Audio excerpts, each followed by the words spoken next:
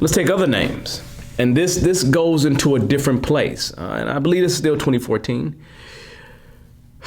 Ezell Ford.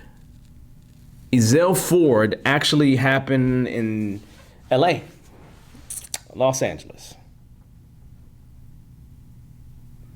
And I may have gotten it confused because Andy Lopez happened in Santa Rosa, California. But Eric Ford is the one that's in South LA. He was 25 years old. But this was a guy that was walking in his own neighborhood and had his civil liberties not respected by the police because he got stopped for walking in his neighborhood. Now, the problem with this young man is he had some mental health issues. And boy, I'm telling you, if you have mental health issues and you are of the darker persuasion, this is not a good thing for you. It's just not a good thing. Hashtag Daniel Prude. So Ezell Ford got shot. You know, this happened August the 11th, 2014. Got shot, no indictments, but there was a $1.5 million settlement. So something wasn't right. Something wasn't right. Something wasn't right. And again, I know these families don't want the money like that, right? And if I remember correctly, he was athletic. He was good at sports. He just has some potential mental issues. You know, so it's one of those situations when you have mental problems, there should be another number that somebody can call and not the police. Because if I had a situation where somebody near and dear to me needed some help, I definitely wouldn't call the police.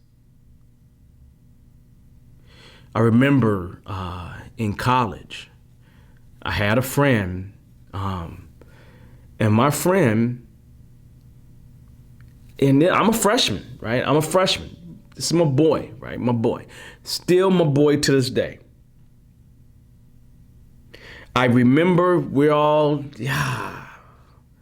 killer white people, super black power, all these things, right? And I remember he read a book, ISIS Papers. Now, after he read that book, he snapped. He snapped. Now, what do I mean by snapped? Just something went off in his brain. Now, I'm going to be honest with you. I had no clue about his history. But the truth is, the brother was manic depressive. And he went into a place of manic. And when I say to you, he just snapped. He didn't hurt anybody. But I remember him walking outside and me walking with him, trying to make sure he's good. Him wanting to run and just run. And he started saying, literally,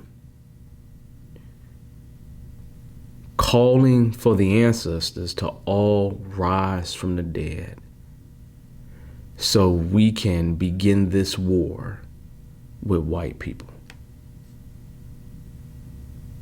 He was trying to raise the dead.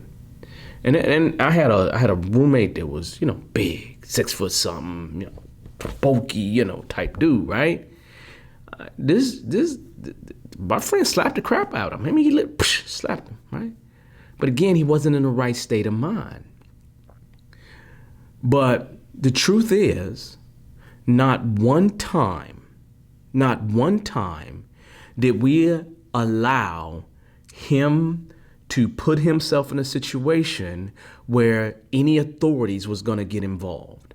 Because if any authorities would have gotten involved, we don't know what the result would have been. We don't know whether he would still be with us today. You understand? So we made sure we shielded him. We made sure he ran, we ran with him. We made sure we took care of that brother. Because if we didn't, I don't know what would have happened. Okay?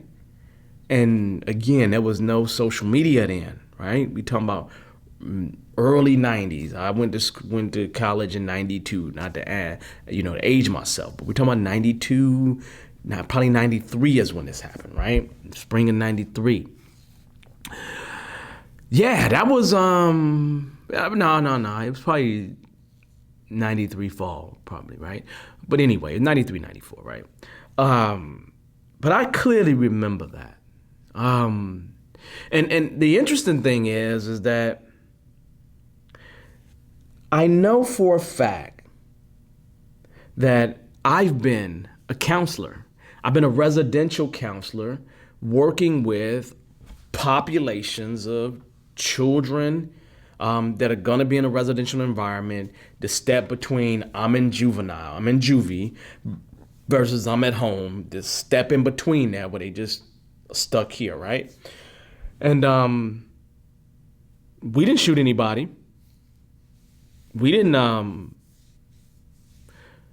kill anybody through suffocation or asphyxiation. So when you talk about people that have a mental health issue, it should be handled by mental health professionals. So there should be some way we could reach out to some people and not call 911.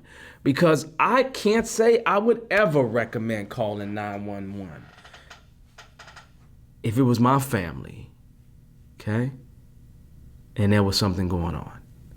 I just couldn't do it, man. I just couldn't do it. Because if I made that call to the police,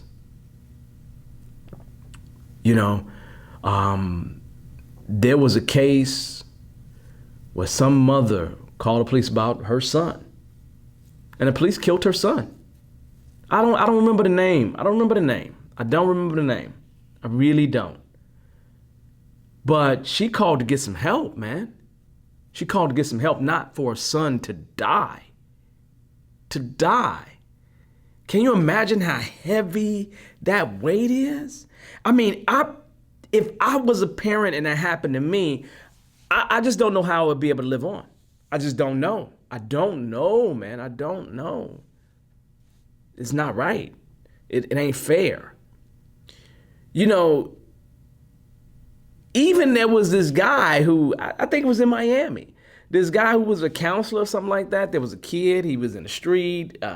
He's trying to make sure the kid is good. There's something going on. And the police are there. And he's trying to let the police know, hey, don't shoot. I got it. He's on the ground letting them know everything. Man, they shot him. They actually shot him. For real. I mean, you don't win as the mental health, if the person that has the issue, and you don't win as the provider if you are. It's a problem.